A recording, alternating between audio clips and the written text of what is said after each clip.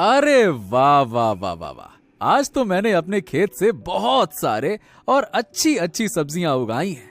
हाँ, आज लगता है कि इन्हें बाजार में बेचकर बहुत सारा मुनाफा होगा। चलो चलो चलो, जल्दी से सारी सब्जियों को बेचने चलता हूं। हाँ।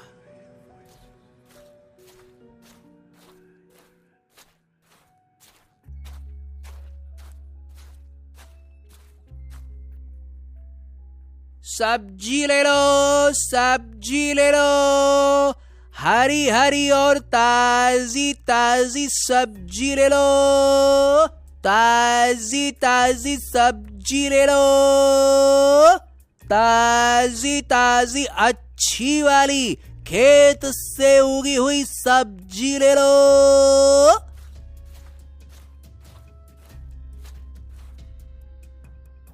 अरे हरी भाई, हाँ हाँ रुको भाई रुको, कैसे दिए सब्जी?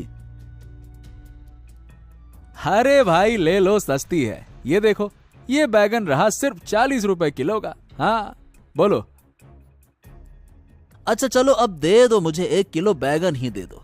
यार तुम ही हो जो पूरे गांव में इतने कम दामों में सब्जियां बेचते हो। हाँ, नहीं तो बाकी सबके दाम आसमान छू रहे हैं। अरे नहीं भाई, मैं तो बस अपनी मेहनत से ये सब्जियां उगाता हूँ और थोड़ी सी मुनाफे के साथ पूरे गांव में बेचता हूँ। बस भगवान का दिया हुआ सब कुछ है, और क्या चाहिए। एक घने जंगल के किनारे बसा हुआ एक छोटा सा गांव, जहाँ के लोग बहुत ईमानदार थे। इन ईमानदार लोगों में से सबसे ईमानदार एक किसान, जिसका नाम हरिनाथ था, जो रोज सुबह की पहली किरण के साथ अपने खेतों में निकल जाता था खेतों में काम करने, और पूरे दिन ईमानदारी से मेहनत कर अपने घर आ जाता था। हरिनाथ अपने घर में अपनी पत्नी गौरी और 2 बच्चों के साथ रहता था। अरे आप आ गए, आज तो आप बहुत जल्दी आ गए। हाँ गौरी, क्या है कि आज थोड़ी कम काम था ना, इसीलिए। अच्छा, तो आज आप सब्जी बाजार में बेचने नहीं गए थे क्या?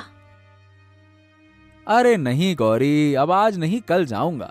आज थोड़ी ज्यादा सब्जी उगा दिया है और कल जाके जो थोड़ी बची है ना, सबको बेच दूंगा। हाँ। अच्छा, और हाँ, आपको ना एक बात बतानी थी। आज ना हमारे घर फिर से मुखिया जी आए थे। वो कह रहे थे कि आपसे कुछ बात करनी है। अच्छा, मुखिया जी हमारे घर फिर से आए थे? अरे अब उनको और क्या ही बात करनी होगी। ले दे के हमारे जमीन के अलावा उनके पास और कोई बात रहती है क्या करने के लिए? अच्छा ठीक है गौरी, मैं कल जाकर मुखिया जी से बात कर लूंगा। तुम जल्दी से खाना दे दो, बहुत जोर की भूख लगी है। हाँ लगाओ लगाओ लगाओ। हाँ हाँ रुकिए, मैं अभी लेकर आई।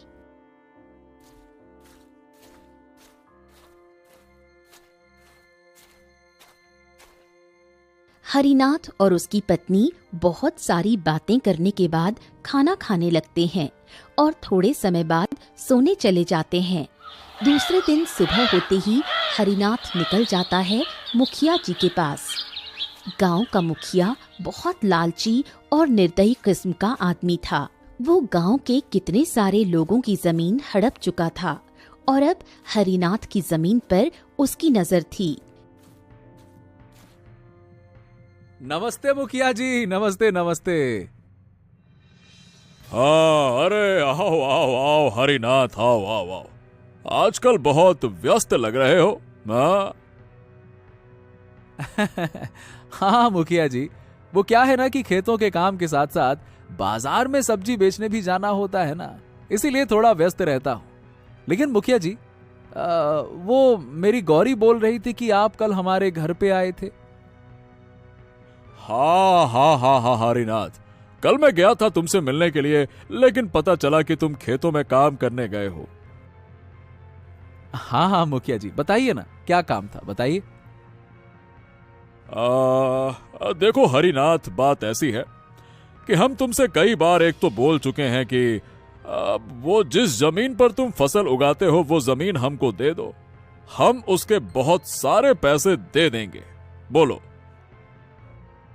अरे मुखिया जी, मैंने आपको कितनी बार कहा है कि मैं वो जमीन आपको नहीं दे सकता, और आप तो जानते ही हैं कि हमारा परिवार उसी जमीन के बलबूते पर तो 2 वक्त की रोटी खा पाता है। और ये सब जानते हुए भी पता नहीं भला आप क्यों उसी जमीन के बारे में मुझसे बार बार पूछते रहते हैं। क्यों क्यों पूछते हैं आप? अरे अरे अरे हरिनाथ, तुम गुस्सा क्यों होते हो भाई? अच्छा चलो ठीक है, तुम आज नहीं दे रहे हो, लेकिन याद रखना एक न एक दिन वो जमीन तुम्हें हमें देनी ही होगी। हाँ हाँ हाँ हाँ हाँ मुखिया जी, जब का तब देखा जाएगा। चलिए अब मैं चलता हूं, मुझे जल्दी है। आज बाजार सब्जी बेचने भी जाना है, वैसे भी बहुत देर हो गई है। चलिए, राम राम। हरिनाथ मुखिया जी की सारी बातों को इनकार कर वहाँ से चला जाता है खेतों की तरफ। वहीं दूसरी ओर मुखिया के आदमी मुखिया से बोलते हैं, अरे मुखिया जी, लगता है कि ये हरिनाथ ऐसे नहीं मानने वाला। हाँ हाँ मुखिया जी, और मैं तो बोलता हूँ कि चलो हम लोग इसके सारे फसल को ही बर्बाद कर देते हैं। अपनी फसल की वजह से बड़ा अकड़ता है ना, और वैसे भी फसल के मामले में ये हमारे गांव का सबसे बड़ा कंपटीटर है। हाँ, और इसी की वजह से हम लोग सब्जियों को पूरा बेच भी नहीं पाते। ससुरा सस्ते दाम में बेचता है। क्या पता इसकी सब्जियों में किस प्रकार की चमक होती है जो सारे गांव वाले इसी से सब्जी खरीदते हैं। अरे नहीं रे मगरुआ, ऐसा हम अभी नहीं कर सकते। अभी तो उसकी जमीन को लेना है। अगर उसकी जमीन हमारे हाथ लग जाती है तो तू नहीं जानता कि उसके जमीन के नीचे बहुत सारा खजाना है। हाँ, लेकिन अभी इसे पूरे गांव के लोग जानते हैं। हमें बस सही समय का इंतजार करना होगा।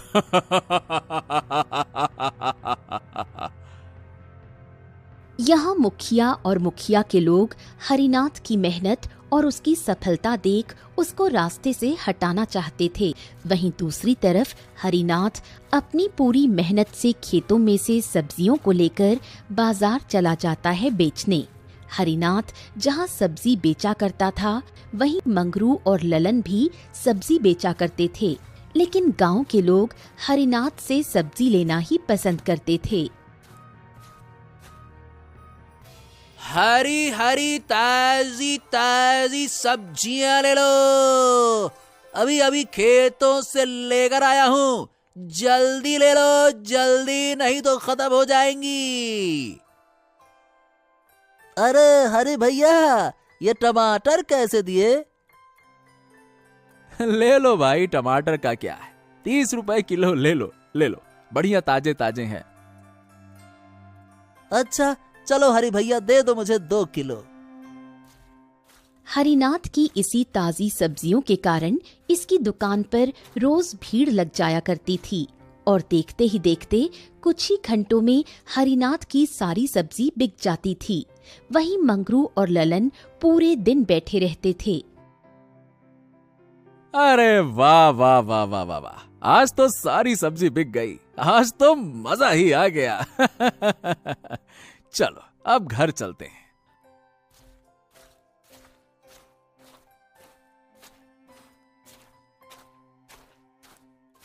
रात हो चुकी थी और हरिनाथ घर जा रहा था। तभी रास्ते में उसको एक मिठाई की दुकान दिखी, जहां से वो अपने बच्चों के लिए कुछ मिठाइयाँ खरीदकर घर पहुंचता है और मिठाइयाँ अपने बच्चों को दे देता है। अरे आज तो आप बहुत देर से आए, और आज तो आप मुखिया जी के पास भी गए थे ना? क्या हुआ, क्या बोल रहे थे मुखिया जी? अरे गौरी, तुम तो जानती हो, और क्या बोलेंगे मुखिया जी। बोल रहे थे कि कुछ ज्यादा पैसे ले लो और वो जमीन हमको दे दो। अच्छा तो ये बात थी। ये मुखिया जी तो अब बहुत ज्यादा ही हमारी जमीन को लेने के लिए जिद कर रहे हैं। अरे कोई बात नहीं गौरी, मैं कौन सा उनको जमीन दे दूंगा, और भला ऐसी जमीन बेचता कौन है, हैं? बताओ भला।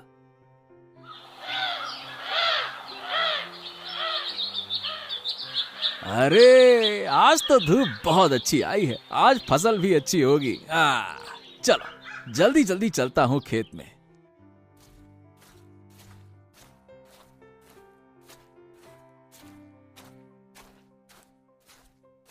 हरिनाथ खेतों की ओर जा ही रहा होता है कि उसको रास्ते में रमनदीप चाचा मिलते हैं।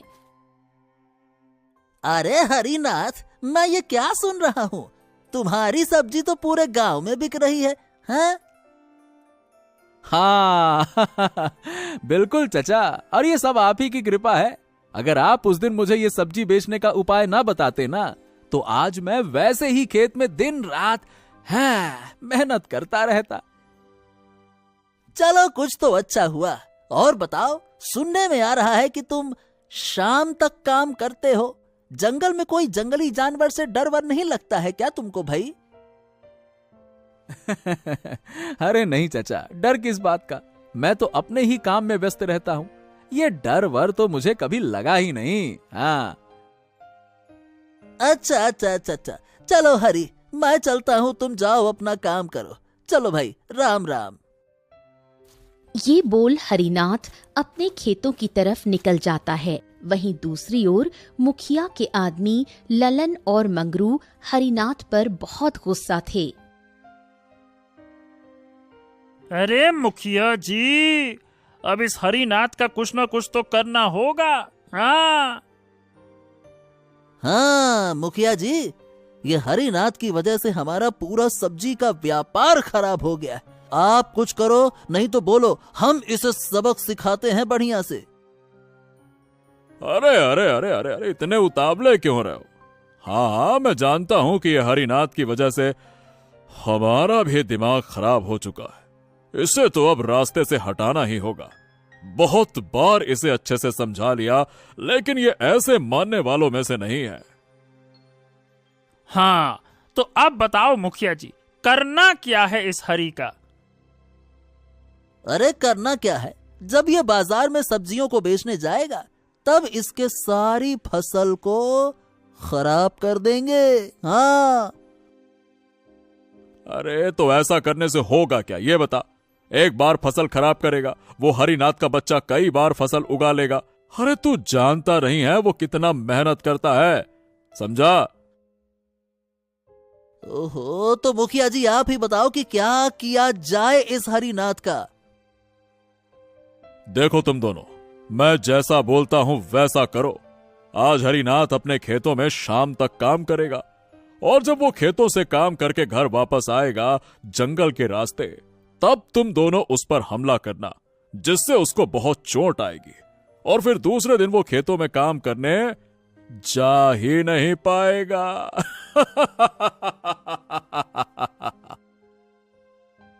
ये हुई ना बात हरिनाथ को सबक सिखाने की। हरिनाथ आज बहुत मेहनत कर रहा था और देखते ही देखते शाम हो जाती है।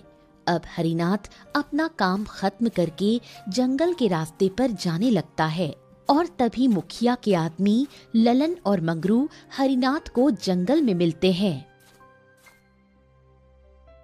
अरे ललन और मंगरू भाई, आप लोग, वो भी इस जंगल में? और भाई ये डंडा लेकर मतलब किसको ढूंढ रहे हो? हाँ। ललन और मंगरू हरिनाथ की बातों का कोई जवाब नहीं दे रहे थे, और फिर अचानक ही दोनों हरिनाथ को डंडे से मारने लगे। तभी हरिनाथ चिल्लाता है, लेकिन उसकी बात सुनने वाला वहाँ कोई नहीं था। तभी मंगरू के जोर से मारने के कारण हरिनाथ घायल हो जाता है। उसी वक्त मंगरू और ललन हरिनाथ को जंगल की एक खतरनाक जगह पर फेंककर वहाँ से चले जाते हैं। हरिनाथ बहुत ज्यादा घायल होने के कारण अपने प्राण त्याग देता है। दूसरे दिन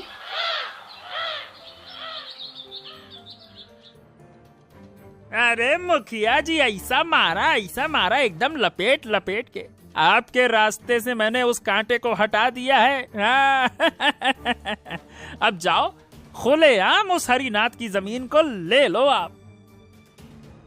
अरे तुम लोगों को मैंने बोला था कि हरिनाथ को बस चोट पहुंचाना है, और तुम लोगों ने उसे मार दिया। अरे मुखिया जी आप भी ना, अरे चलो छोड़ो ना ये सब बातें, अब हमारा काम हो गया ना बस। और वैसे भी हम लोग पूरे गांव में ये बोल चुके हैं कि हरिनाथ को कल जंगल में एक भयानक जानवर उठा ले गया, और अब हरिनाथ नहीं रहा, बात ही खत्म। दूसरे दिन तभी गौरी को गांव वालों से पता चलता है कि हरिनाथ को कोई जानवर ले गया है और गौरी रोने लगती है। तभी उसके पास मुखिया आता है और हरिनाथ की सारी जमीन के कागज ले लेता है और अब मुखिया और उसके आदमी हरिनाथ की जमीन पर कब्जा कर लेते हैं। कुछ दिनों बाद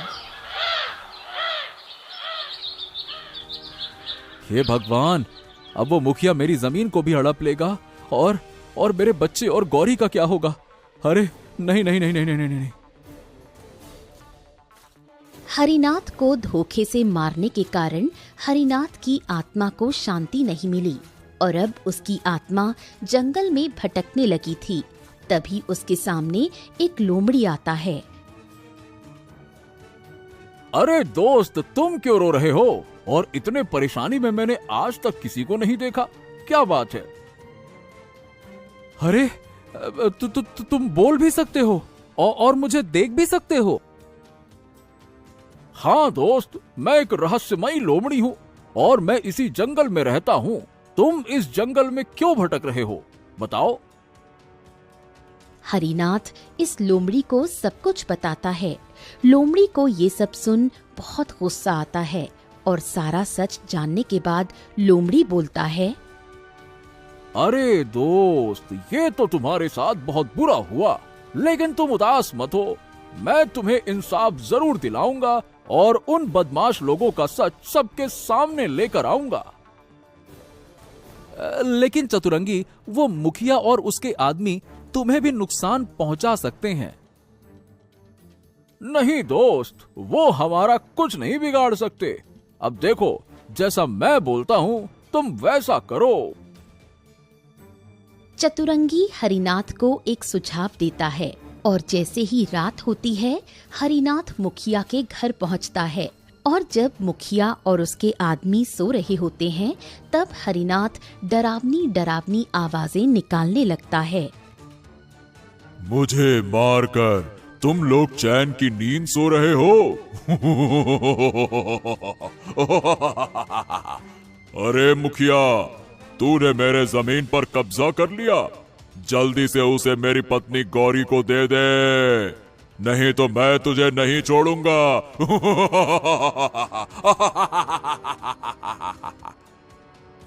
हरिनाथ की ये डरावनी आवाज सुन मुखिया और उसके आदमी ललन और मंगरू बहुत ज्यादा डर जाते हैं।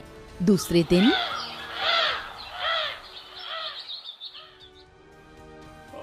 अरे, तुम लोगों ने कल रात को वो हरिनाथ की आवाज सुनी क्या?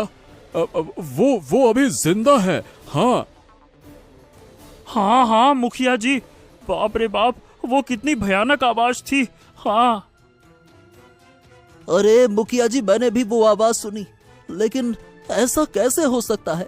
हमने तो उस हरिनाथ को मार दिया था ना, तो फिर उसकी वो डरावनी आवाज कैसे आ सकती है? अरे मुखिया जी, आपने सुना? वो बोल रहा था कि उसके जमीन को उसकी बीवी और उसके बच्चे को देने के लिए बोल रहा था। मुखिया जी, मुझे तो अब डर लग रहा है। हाँ। मुखिया के साथ उसके दोनों आदमी डर तो गए थे, लेकिन अभी उनमें से कोई भी अपनी गलती मानने को तैयार नहीं था। वहीं दूसरी तरफ वो रहस्यमय लोमड़ी हरिनाथ को फिर से बोलता है उन लोगों को डराने के लिए, और अब और भी भयानक तरीके से। और जैसे ही रात होती है,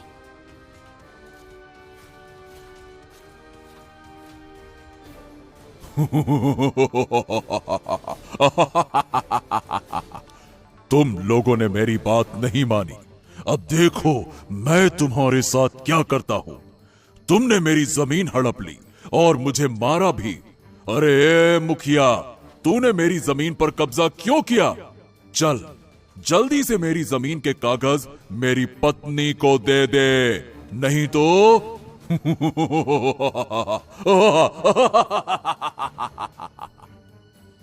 हरिनाथ की ये भयानक आवाज सुन ये सारे लोग डर जाते हैं और बाहर बहुत तेज हवा चलने लगती है।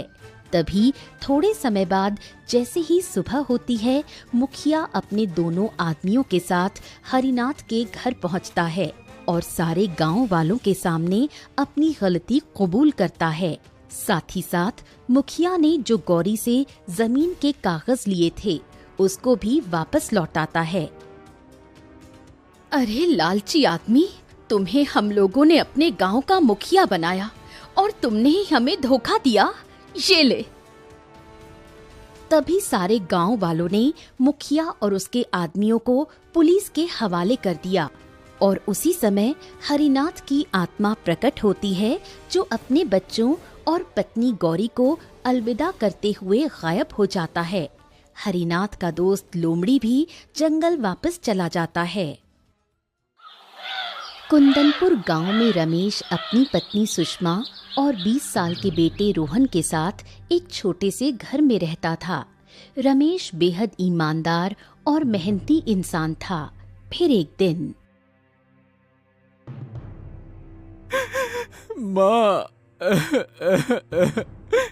माँ तुम कहाँ चली गई हो मुझे छोड़कर? माँ आ जाओ ना माँ। हे भगवान, मेरी माँ की रक्षा करना।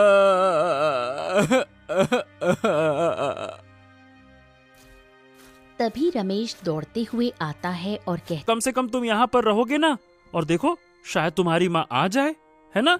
चलो मैं आता हूँ। इतना कहकर रमेश ढूंढने के लिए निकल पड़ता है और 2 दिन बीत जाते हैं, पर रमेश भी वापस नहीं आता। तब रोहन परेशान हो जाता है।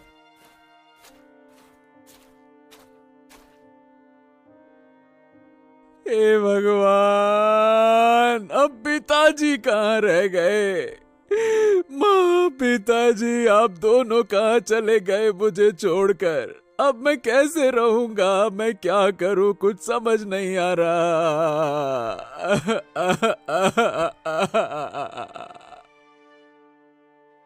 रोहन फूट फूट कर रोने लगता है। तभी रोहन का चाचा वहां आता है।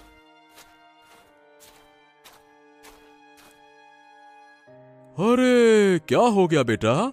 तुम इतना रो काहे रहे हो? हम कई दिन से देख रहे हैं कि भैया और भाभी नजर नहीं आ रहे हैं। कहाँ गए वो? चाचा, माँ, पिताजी कहाँ हैं? मुझे भी नहीं पता, मैं बहुत परेशान हूँ। ओहो, पता नहीं वो लौट के क्यों नहीं आए अब तक। अब ठीक है, लेकिन बेटा रोहन, तू चिंता मत कर। अब तू मेरे साथ चल। अब तू यहाँ अकेले नहीं रहेगा। मेरे घर पर तेरी चाची भी है।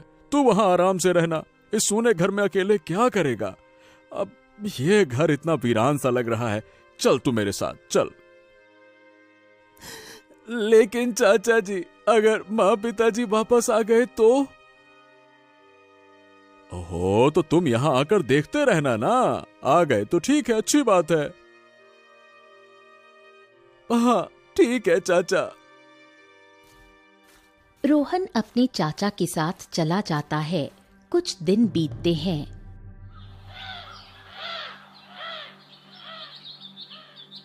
बेटा, तू चिंता मत कर, कभी ना कभी वो जरूर मिलेंगे। तू मजबूत बन, उन्हें ढूंढने की उम्मीद मत छोड़ना। बता बेटा, कुछ खाना है क्या? तू बहुत कमजोर दिख रहा है, कुछ खा ले। नहीं चाची, मेरा मन नहीं है, मुझे कुछ नहीं खाना। मैं थोड़ी देर बाहर टहलने जा रहा हूँ, शायद थोड़ी हवा लगे तो मन हल्का हो जाए। ठीक है बेटा, लेकिन ज्यादा दूर मत जाना और शाम होने से पहले वापस जरूर लौट आना। रोहन बाहर निकल जाता है।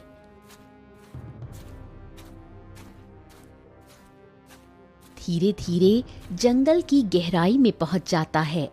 तभी झाड़ियों के पीछे से एक अजीब सा कुत्ता उसके सामने आ खड़ा होता है। रोहन, मैं जानता हूँ कि तुम अपनी माँ को ढूंढ रहे हो। मैं जानता हूँ कि वो कहाँ हैं, और मैं ये भी जानता हूँ कि उन पर क्या बीती है। अरे तुम हो कौन, और मेरी माँ के बारे में कैसे जानते हो कि क्या हुआ है मेरी माँ को? वो कहाँ है? क्या क्या सही सही बताओ, क्या क्या क्या वो अभी जिंदा हैं? मुझे बताओ मेरी माँ कहाँ है? मुझे मुझे बहुत याद आती है। मैं उनके बिना नहीं रह सकता। बताओ मुझे। हाँ हाँ, अगर तुम सच में जानना चाहते हो और अगर तुम अपनी माँ तक पहुँचना चाहते हो तो तुम्हें मेरे साथ पाताल लोक चलना होगा। वहीं छुपा है तुम्हारी माँ का रहस्य, वहीं दफन है उसका सच। नहीं नहीं नहीं नहीं नहीं, पाताल लोक कोई नहीं जाता। जो गया है वो कभी लौट कर नहीं आया। सब कहते हैं जो पाताल लोक की गहराइयों में चला गया वो वहीं रह जाता है, उसकी सांसें भी लौटती नहीं हैं। वैसे मैं वहां कैसे जा सकता हूं? मैं तो बस अपनी माँ को वापस पाना चाहता हूं। मैं मरना वरना नहीं चाहता। हो रोहन, तुम्हारी माँ को तुम्हारी जरूरत है, वो अभी जिंदा हैं। लेकिन बेचारी बहुत कष्ट में है, वो तुम्हें पुकार रही हैं। उसके दिल की हर धड़कन तुम्हें ढूंढ रही है। अगर तुम नहीं गए तो वो हमेशा के लिए खो जाएंगी। बताओ, क्या तुम उसे ऐसे अकेले छोड़ सकते हो? क्या उसकी पुकार को अनसुना कर सकते हो? बताओ। हो ऐसा? तो ठीक है। अगर मेरी माँ को मेरी जरूरत है फिर तो मैं किसी भी लोक में जा सकता हूँ। मैं अपने चाचा चाची को कुछ नहीं बताऊंगा। मैं किसी को रोकने का मौका ही नहीं दूंगा। मैं बस किसी भी तरह से अपनी माँ को वापस पाना चाहता हूँ, चाहे मुझे अपने प्राण ही क्यों ना देने पड़े। चलो मैं तैयार हूँ। तो ठीक है, कल यहाँ आना इसी जगह पर, ठीक है? हाँ ठीक है। फिर रोहन घर वापस लौटता है।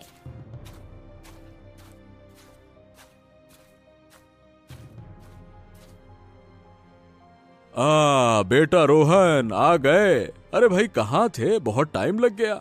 और तुम्हारा चेहरा भी अजीब लग रहा है, जैसे तुम परेशान हो। ये बताओ सब ठीक तो है ना बेटा? हाँ चाचा जी, सब ठीक है। बस यूं ही थोड़ा मन खराब था कुछ बातों को लेकर, इसीलिए थोड़ा लेट हो गया। अच्छा ठीक है बेटा, चलो अब जाओ आराम करो, है ना? जाओ। रोहन चुपचाप अपने कमरे में चला जाता है।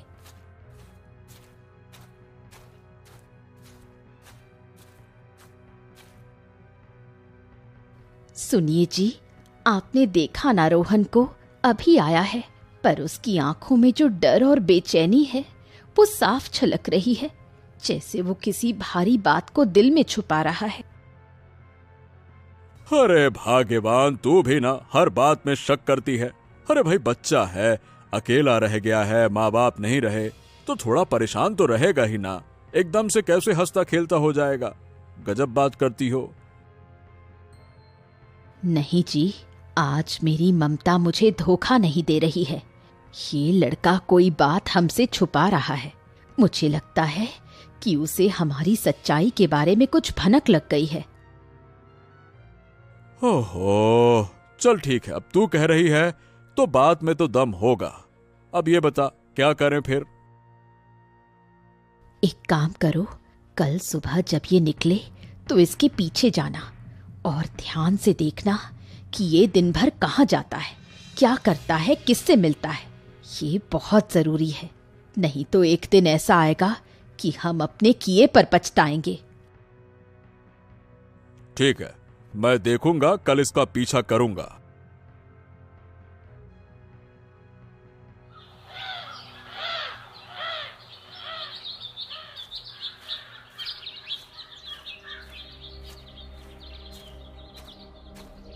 अगली सुबह बिना किसी को बताए रोहन पाताल लोक की ओर निकल पड़ता है।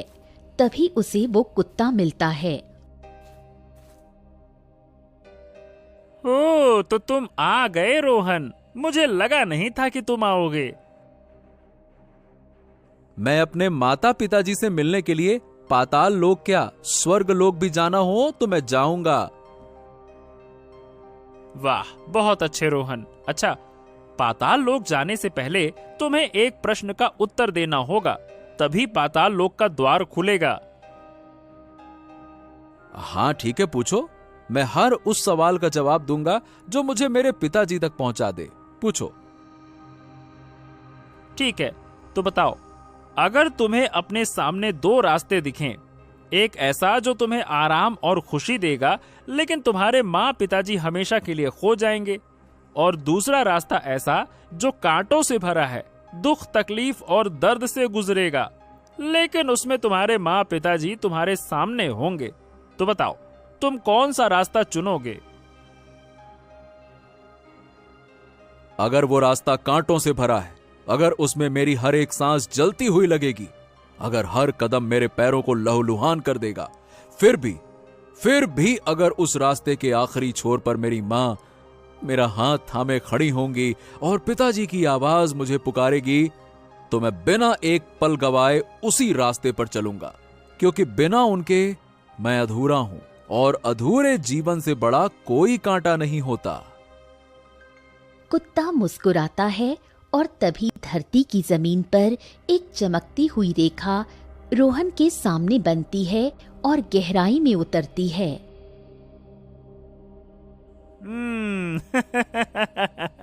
शाबाश रोहन, शाबाश। तुम्हारा उत्तर तुम्हारे दिल की गहराइयों से निकला है। यही जवाब था जो पाताल लोक के द्वार को खोल सकता था। ये रास्ता अब सिर्फ तुम्हारे लिए है। ये तुम्हें पाताल लोक की उस गहराई तक ले जाएगा जहां तुम्हारे माँ और पिताजी की सच्चाई छुपी है। पर ध्यान रखना, इस रास्ते में कोई भी तेरा साथ नहीं दे सकता। ठीक है, अब तुम्हें अकेले ही जाना होगा। जाओ। हाँ, मैं जानता हूं कि अब ये सफर मेरा है, लेकिन तुम्हारा साथ मेरे दिल में रहेगा। जाओ जाओ रोहन, तुम्हारी सच्चाई तुम्हारा इंतजार कर रही है, और अपना ख्याल रखना। जाओ। रोहन साहस के साथ उस अंधेरे और रहस्यमय रास्ते में उतर जाता है और पाताल लोक की यात्रा शुरू होती है। चलते चलते वो एक गुफा में पहुंचता है जहां उसे एक रहस्यमयी तांत्रिक मिलता है। ओ, तो तुम वही लड़के हो जो अपनी माँ के मोह में पाताल लोक चला आया। बहुत साहसी हो तुम, लेकिन यहां तक आना ही काफी नहीं है। अगर तुम अपनी माँ से मिलना चाहते हो तो तुम्हें अपने शरीर को त्यागना होगा।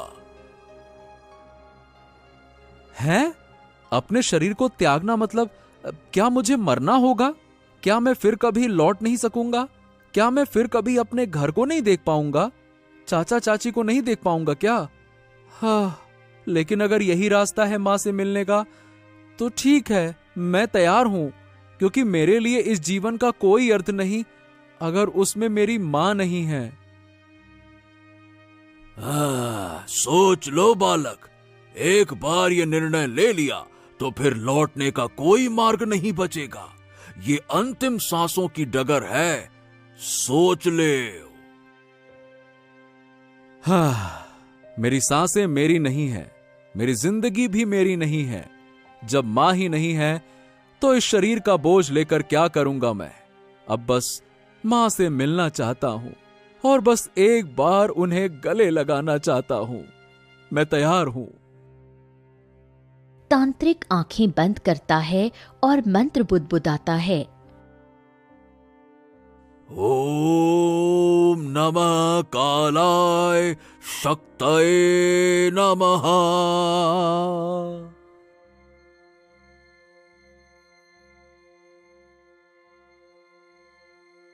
रोहन की सांसें धीमी पड़ने लगती हैं। उसका शरीर बर्फ की तरह ठंडा हो जाता है। तभी वही कुत्ता वहां आता है। ओ, तो आखिर तू आ ही गया। मैं जानता था कि तू आएगा ही।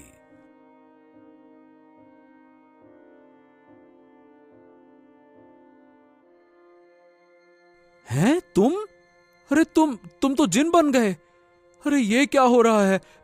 मेरी तो कुछ समझ में नहीं आ रहा।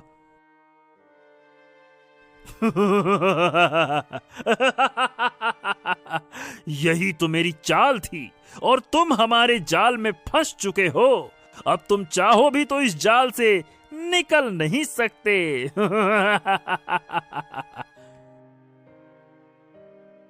नहीं नहीं नहीं नहीं नहीं नहीं, ये सच नहीं हो सकता।